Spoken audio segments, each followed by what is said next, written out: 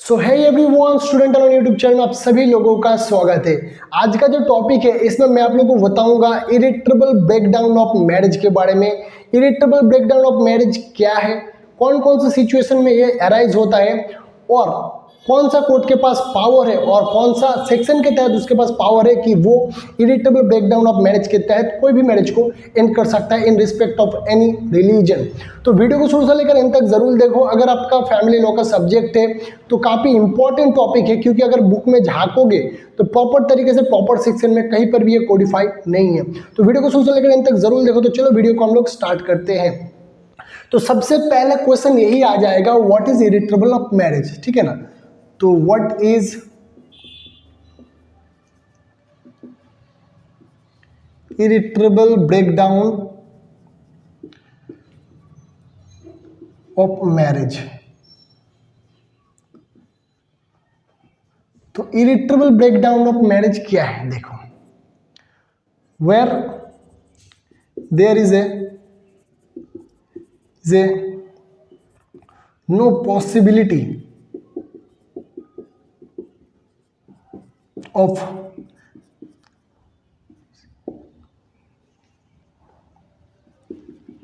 reconciliations of marriage and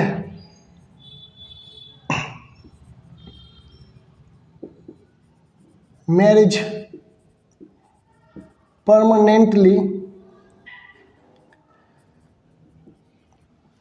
collapsed. So that is known as a irretrievable breakdown of marriage. अगर कोई भी marriage है वहां पर कोई भी चांसेस नहीं है कि उन लोगों का जो मैट्रिमोनियल डिस्प्यूट है उन लोगों का रिकंसिलिएशन हो जाए और डिस्प्यूट खत्म हो जाए, वो वापस अपने कपल लाइफ में आ जाए, स्पाउसेस एक साथ सुखी तरीके से रहने लग जाए।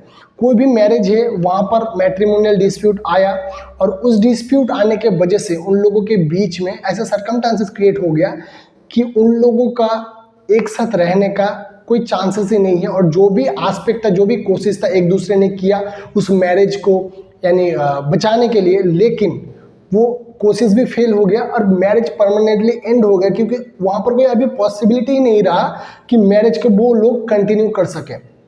तो इसी को ही इरिट्रेबल ब्रेकडाउन ऑफ मैरिज बोलते हैं। जैसे कि there is no possibility of reconciliation of marriage and that marriage has been collapse permanently and there is no possibility of living together. So उसी को इरिट्रेबल ब्रेकडाउन ऑफ मैरिज कहते हैं। अभी देखो, इरिट्रेबल ब्रेकडाउन ऑफ मैरिज कौन कौन से सर्कमस्टांसेस में अराइज होता है। So when it will arise, तो अभी हम देखेंगे व्हेन इट विल अराइज।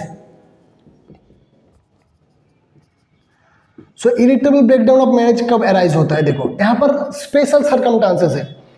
अगर ऐसा सिचुएशन होगा तभी जाके ये जो इरिट्रेबल ब्रेकडाउन ऑफ का थ्योरी है इसको अप्लाई करेगा कोर्ट और उसके तहत मैरिज को एंड करेगा। लेकिन स्पेशल सर्कमस्टांसेस होना चाहिए। जैसे कि मैंने ऊपर आप लोगों को बताया, जो हस्बैंड एंड वाइफ है, ठीक है ना, यहां पर husband and wife living separately for long period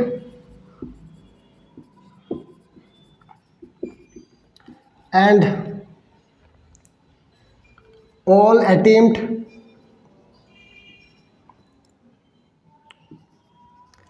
has been made to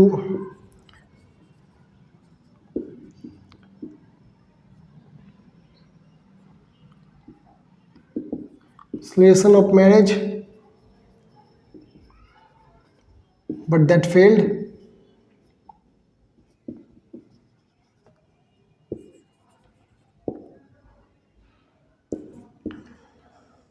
तो ये वाला सिचुएशन कब अराइज होगा, देखो, जो हस्बैंड एंड वाइफ है लॉन्ग टाइम से सेपरेटली रह रहे हैं और उन लोगों के बीच में मैट्रिमोनियल डिस्प्यूट चल रहा है। दोनों ने, जो हस्बैंड, मान लो यहाँ पर हस्बैंड ने काफ़ी सारे कोशिश किया मैरिज को, यानी जो भी डिस्प्यूट था उसको ख़त्म करने के लिए, मान लो वाइफ ने भी किया, लेकिन वहाँ पर मैरिज फिर भी उन लोगों का जो डिस्प्यूट है सॉल्व नहीं हुआ। लेकिन अगर देखा जाए उन लोगों का जो फिजिकल अटैचमेंट था, इमोशनली अटैचमेंट था, वो अभी नहीं रहा एक दूसरे के ऊपर, क्योंकि वो लोग काफ़ी लॉन्ग टाइम से सेपरेटली रह रहे हैं। तो इसी वजह से अगर इस टाइप से सर्कमस्टेंसेस क्रिएट होगा और वहाँ पर जो भी अटेम्प्ट था करने का, मैंने मैरिज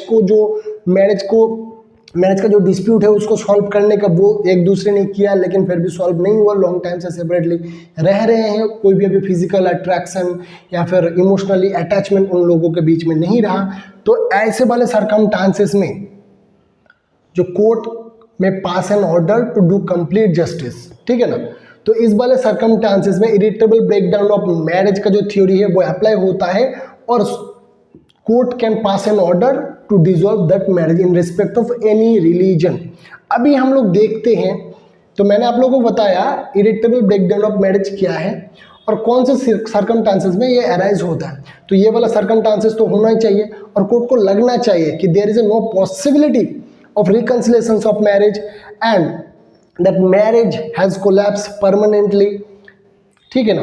तो ये होना चाहिए तभी जाके, और कोर्ट को भी लगना चाहिए तभी जाके कोर्ट में pass an order as per the irretrievable breakdown of marriage theory, ठीक है ना। तो ये आप लोगों को पता लग गया। अभी हम लोग देखेंगे कौन सा कोर्ट के पास, कौन कोर्ट ये ऑर्डर पास कर सकता है और कौन कौन कोर्ट इसको ऑर्डर नहीं पास कर सकता। तो अभी हम लोग देखेंगे, तो ओनली ये जो सुप्रीम कोर्ट है ना, हमारा सुप्रीम कोर्ट है, सुप्रीम कोर्ट के पास ही ये पावर है कि वो इरिटेबल ब्रेकडाउन ऑफ मैरिज का जो ऑर्डर है वो पास करके कोई भी मैरिज को एंड कर सकता है इन रिस्पेक्ट ऑफ एनी रिलीजन। अभी देखो इरिटेबल ब्रेकडाउन ऑफ मैरिज अगर आप लोग प्रॉपर प्रोविजन में झांकोगे तो कोई भी तो प्रॉपर सेक्शन नहीं दिया गया है ना, इस सेक्शन के तहत मैं इरिटेबल ब्रेकडाउन ऑफ मैरिज का अप्लाई करूंगा, तो अगर देखोगे तो नहीं दिया गया। तो सुप्रीम कोर्ट कौन सा पावर यूज कर रहा है अपना यहाँ पर, तो हमारा जो सुप्रीम कोर्ट है, हमारा जो रिस्पेक्टेड सुप्रीम कोर्ट है, वो कौन सा पावर यूज कर रहा है। तो आर्टिकल जो 42 है ना, 142 of Indian constitution,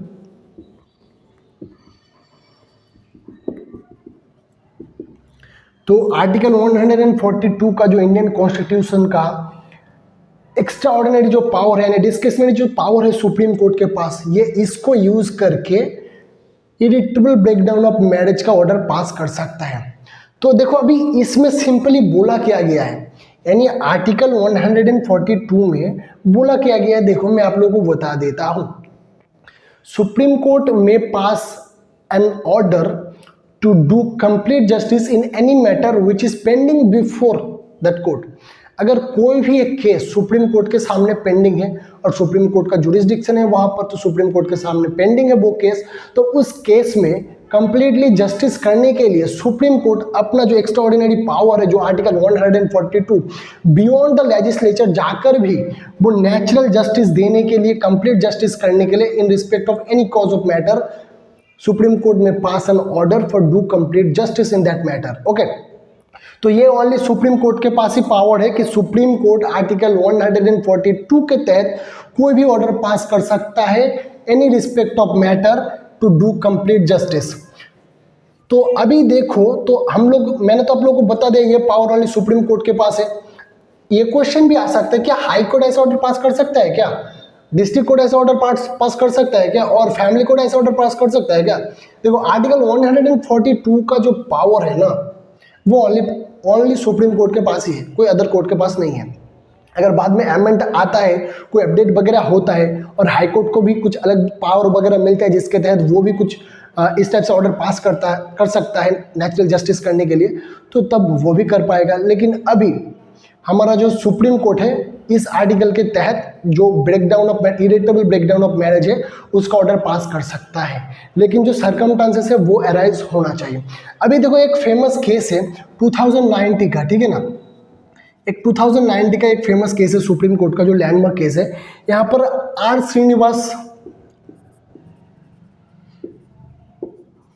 Srinivas Kumar versus R Mehta, तो ये वाला जो केस था ना, ये इरिटेबल ब्रेकडाउन ऑफ मैरिजेस से ही रिलेटेड है। तो मैं इस केस का जो फैक्ट है वो मैं आप लोगों को बताता हूँ। तो 2009 में क्या हुआ, हस्बैंड एंड वाइफ के बीच में एक मैट्रिमोनियल डिस्प्यूट आ गया, तो उन लोगों का केस जा पहुंचा सुप्रीम कोर्ट में। तो केस का जब बैकग्राउंड देखा गया ना, तो यहाँ पर पता लगा कि जो स्पाउसेस थे वो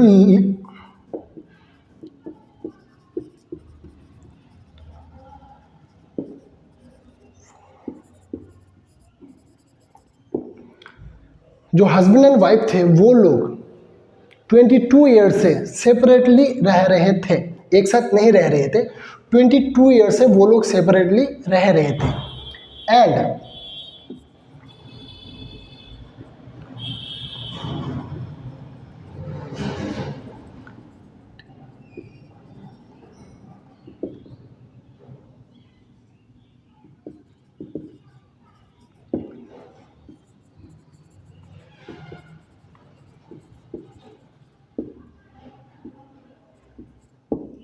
और जो भी अटेम्प्ट था उस मैरिज को, जो डिस्प्यूट था उसको सॉल्व करने का, वो एकदम कोई पॉसिबिलिटी ही नहीं था, क्योंकि वहां पर जो रिकंसिलिएशंस, जो there is no possibility of reconciliations of that marriage and that marriage permanently collapse and there is no chance the husband and wife can live together. तो वो वाला केस में जो हस्बैंड एंड वाइफ था वो 22 year से separately रह रहे थे और वो लोगों ने जो अटेम्प्ट किया था, ने कोशिश किया था मैरिज का जो डिस्प्यूट उसको डिसॉल्व करने का, वो फेल हो चुका था और वहाँ पर कोई भी इमोशनल अटैचमेंट और फिजिकल अटैचमेंट नहीं था। लेकिन हस्बैंड जो वाइफ था इस वाले केस में डिवोर्स देने के लिए राजी नहीं था। लेकिन सुप्रीम कोर्ट में जब ऑब्जर्व किया ये वाला केस में हस्बैंड एंड वाइफ का कोई भी इमोशनल एंड फिजिकल अटैचमेंट अभी नहीं रहा, अगर वो उसको फोर्स करेगा मैरिज को कंटिन्यू करने का तो it would be A mental cruelty.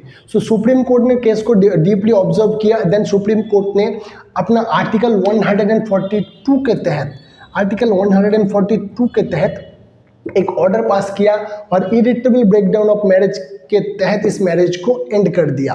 तो ये वाला लैंडमार्क केस है, आप इसको लिख सकते हो, क्योंकि अगर आपका लॉ का पेपर है तो केस वगैरह लिखोगे तो काफ़ी अच्छा खासा नंबर मिलेगा। इसका बैकग्राउंड सिंपली ये था कि हस्बैंड एंड वाइफ 22 ईयर से सेपरेटली रह रहे थे और उन लोगों ने जो कुछ अटेम्प्ट था मैरिज को रिकंसिलिएट करने का, यानी पुनरुद्धार करने का, यानी क्या बोलते हैं उसको, मान लो जो मैरिज का जो डिस्प्यूट था उसको खत्म करने का, वो नहीं हो रहा था क्योंकि वो फेल्ड हो चुका था सब कुछ अटेम्प्ट एंड वो मैरिज एंड हो चुका था। वहां पर कोई भी पॉसिबिलिटी नहीं था कि हस्बैंड एंड वाइफ एक साथ रह सके और वाइफ ने कंसेंट नहीं दे रहा था डिवोर्स लेने के लिए। तो सुप्रीम कोर्ट ने जब ऑब्जर्व किया तो उसको लगा, सुप्रीम कोर्ट को लगा, हमारे ऑनरेबल सुप्रीम कोर्ट जजेस को ऐसा लगा कि अगर ये इसका emotional attachment, physical attachment and हो चुका है, अगर फोर्स करेगा तो ये मेंटल क्रूएल्टी होगा।